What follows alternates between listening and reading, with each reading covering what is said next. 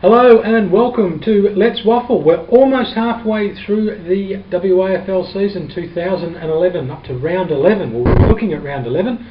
Ross Lewis here with John Townsend, talking about everything in the State League. John, Peel Thunder, we can talk about them. They've won. Well, we've been talking about them a bit in the past, Ross, but probably not in such glowing terms as we can do today. And wasn't that an outstanding performance? Some wise men picked them last week. Yes, not so wise. Trevor Williams' men are just on track at the moment. Well, we know that they've been competitive. They were in the game at half time in 3 or 4 of their recent games. Got overrun, but they played 4 quarters on Saturday, and that spoilt Subiaco's party. They had a big day there planned. They had a launch of their history. They had a team of the decade from that magnificent period when they won 4 flags in 5 years. But the players let the club down very badly, and that's not something that you can say about Subi in recent times. And conversely, Peel are on track. They're not going to make finals this year, but they're going to cause some real pain, I reckon. I spoke to a player from that Subiaco glory era yesterday at an AFL match who was quite disappointed with the Subiaco performance, and saying that it was very un-Lions-like and certainly not befitting the standard by which they played at the early part of the century. Oh, nothing like it at all. In fact, I think Peel represented what Subi stood for in the last decade. Subi didn't. I mean, they had a few things to play for. Chad Cossum's last home game, he's still got another game to go before he hangs them up and becomes a lawyer, or starts working as a lawyer.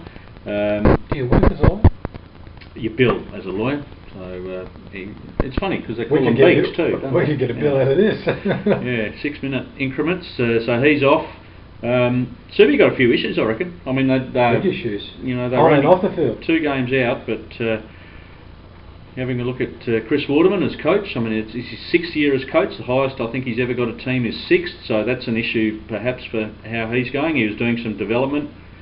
And what about Jack Anthony? I reckon 25 years an AFL team has been in Western Australia, or there's been AFL players in the WAFL, and perhaps that was the worst ever performance by an AFL listed player in the WAFL. One handball. One handball? Was it a good handball? Was it an effective handball? No, it was I think as Ken Casellas would say, it was one ineffective handball. Can you blame the bloke though? He seems to be playing. Well, you can try. I think he's been brought over, he's played decent footy, he still can't crack it with the Dockers. He does get a chance last week.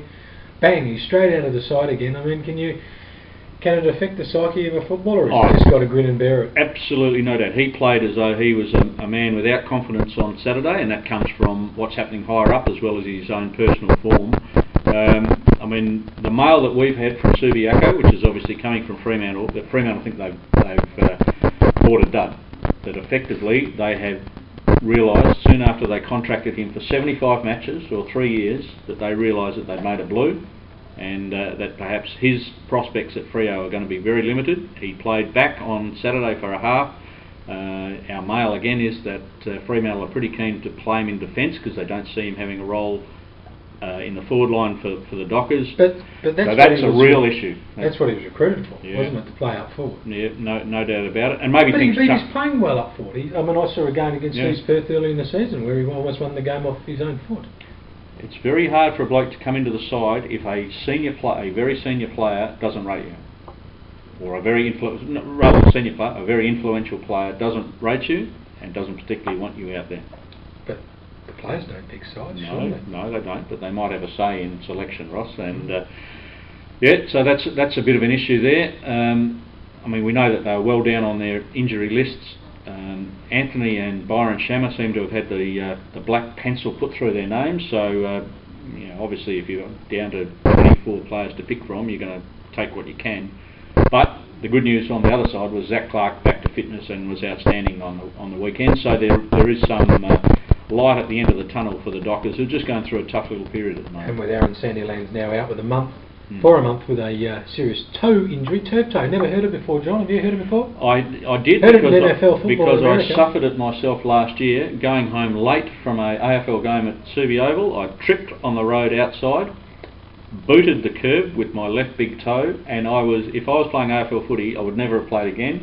You had tarmac toe, not turf toe. Yeah, well, no, there was a bit of grass on top, but I know exactly what he's going through. Felt like it was broken, and for 2 weeks it was a shocker. You know what that was called in my day? A stubbed toe. Yeah, well, it's stubbed, but they've now made it slightly more significant, because there'll be a turf toe consultant obviously making $1 out of it. I'll probably be on the medical staff at Fremantle. So now we've spoken about Peel, and we should go back to lauding their performance. Some interesting returns. Herring 7 goals, Murphy 4. And Murphy, debut, young fella from local district, I think from South Mandurah, very good. They can produce them. Yeah. They just got to keep them, don't they? And just having a look at some of their good young players too. Matt Brown, who's a midget, who's been around for a while. He was very good. Herring was outstanding, a recruit. Healy from Melbourne wasn't as good, but has been pretty good. I mean, Lycett's a star. I mean, absolutely no doubt. If he keeps on track, he will be one of the biggest names in the WAFL, in the AFL, in several years' time. Actually, I mean, he might not play this year, but that's not a bad thing. But I sort of compare him in a way to Fraser Gehrig. He's a totally different sort of player to Fraser Gehrig, but Fraser Gehrig played a couple of full years of WAFL footy and got to the stage where he became a very effective, though much misunderstood. He got his coordination. He almost grew into his body in the late teens. And I think that's what Lycett's position's been. I think their development of him has been really good, and that's a real win for the arrangement between West Coast and Peel. West Coast, when they said he was going into the reverse draft, they wanted the club to take him and play him deep forward as a full forward. Peel were happy to do that. He's done that for 2 months. They now feel that he's got to a stage where his body's developed, he's a bit fitter, he's a bit stronger, he's used to the challenge of playing senior footy, and that now he's playing more up the ground, and he's actually doing pretty well. He took a couple of spectacular marks in the last 2 weeks. He does a little bit of ruck work. I mean, he's 6'7", he's mobile, he's big, he's quick. I mean, there's no place for him in the Eagles side at the moment with Darling and some of the other blokes going pretty well, but Lynch going well. But he's a player who could be anything, I reckon, and they look like they've picked up a real gem here. And Peel's going to have the benefit of it, I reckon, for certainly this year and maybe for the next couple of years. Now, moving on, you touched on Zach Clark playing for East Perth on Sunday in their win over Perth. Impressive win. The Royals seem to be back on form just a little bit, and it was a ruckman that sparked their revival last year. Zach Beck's not there this year. It's Zach Clark. If Zach Clark remains in the WAFL, depending on his AFL duties, could East Perth actually make the 4? Yeah, they can. I think there's 7 sides that can make the 4. Peel can't. They're too far back. I don't think Perth are good enough, and they're playing with that lack of confidence that marked their worst footy in the last couple of years. So they're going. It's funny that they're on the same games, one as Subi, East Perth and Swans, but they're sliding while the others are either holding their own or just hanging back. But certainly East Perth can make the 4. They've done it the last 2 years. They started very slowly, and they got 2 years ago very close. Last year they got in and won a final. They're only 2 games out, and I think this is a year where maybe 10 might be enough to get through. I mean, 11 certainly should guarantee, but 10 Although 10 there's might. a 2-game break now between 4th East Fremantle and 5th place Subiaco, although Subi do have a game in hand.